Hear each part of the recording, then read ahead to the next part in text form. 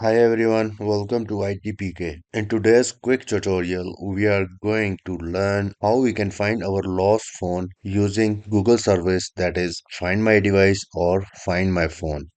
Before proceeding, please consider like and subscribe ITPK.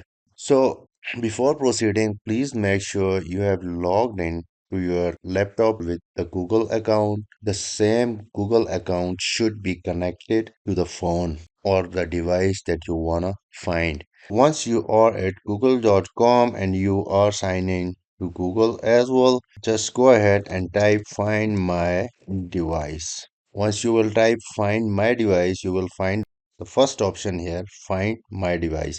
Let's open this, and you could also open this option that find your phone. Let's go to find my device and click on sign in.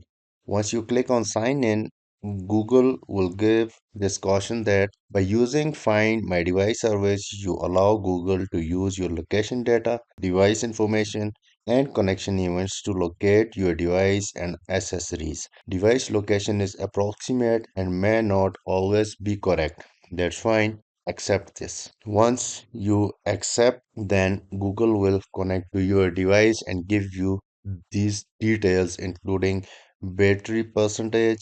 You could play sound, you could secure your device, you could go ahead and do a factory reset for your device if you have any important data on your device and you want to erase that data as well. And also you will be able to find that device on and also you will be able to find that device on the Google map, right? So that's it about today's simple, to the point, and quick tutorial. And here we also have the option to remote lock your device where you have to enter your phone number and your device remote lock settings must be on and device must be online. If your device is offline, its screen will lock automatically once it's online. So we don't want to proceed with this setting, as my purpose of this video is just to show you how we can find our lost device on the Google map, how we can play sound, secure device, or the factory reset if we have any important data. So thanks for watching.